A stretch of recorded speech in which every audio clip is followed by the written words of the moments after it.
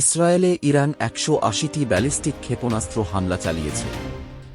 এ হামলার পর মধ্যপ্রাচ্য জুড়ে উত্তেজনা তুঙ্গে উঠেছে।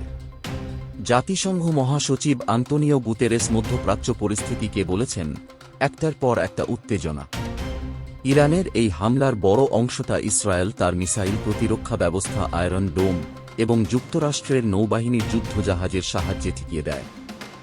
২৭ সেপ্টেম্বর লেবাননে বিমান হামলা চালিয়ে ইসরায়েল ইরান সমর্থিত সশস্ত্র গোষ্ঠী হিজবুল্লাহর দীর্ঘদিনের নেতা হাসান নাসরুল্লাহকে হত্যা করলে ইরান এই হামলা চালায়। ২০২৩ সালের অক্টোবর মাসে গাজা যুদ্ধ শুরুর পর থেকেই হিজবুল্লাহ ইসরায়েলের উত্তরাঞ্চলে রকেট হামলা চালিয়ে যাচ্ছে। এ হামলার কারণে প্রায় ৭০,০০০ বাসিন্দা তাদের বাড়িঘর ছাড়া হয়েছে।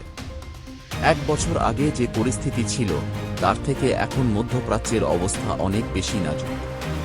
প্রাথমিকভাবে ইসরায়েল ও হামাসের মধ্যে যে সংঘাত শুরু হয়েছিল, এখন সেটা তার বাইরে অনেক দূর পর্যন্ত বিস্তৃত হয়েছে। এখন ইসরায়েল ও হিজবুল্লাহর মধ্যে এমন একটা সংঘাত শুরু হয়েছে যেটা এক বছর ধরে বিকশিত হয়েছে।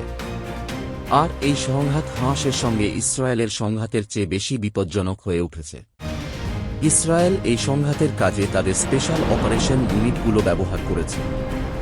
২০২৩ সালের নভেম্বর থেকেই ছোট ছোট দলে বিভক্ত হয়ে তারা লেবাননে গোপনে তাদের অভিযান পরিচালনা করেছে। এছাড়া ইসরায়েল আরও কিছু অপ্রথাগত যুদ্ধের কৌশল ব্যবহার করেছে, যেগুলো যুদ্ধে ব্যবহার করার নজির নেই।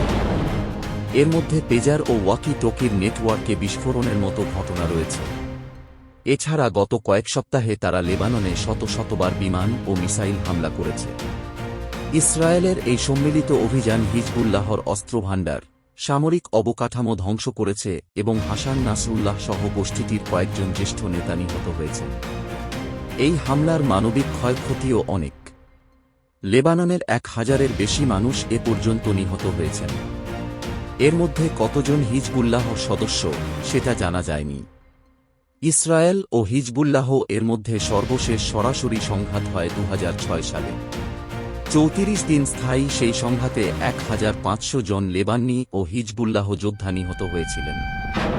এরপর থেকে দুই পক্ষ ছায়াযুদ্ধের মধ্যে থাকলেও ৭ অক্টোবরের পর যে মাত্রায় সংঘাত দেখা গেল সেটা ছিল না। এখন এই সংঘাত অঞ্চলের বাইরে বড় পরিসরে ছড়িয়ে পড়ার, এমনকি বৈশ্বিক পরিসরে ছড়িয়ে পড়ার আশঙ্কা তৈরি হল।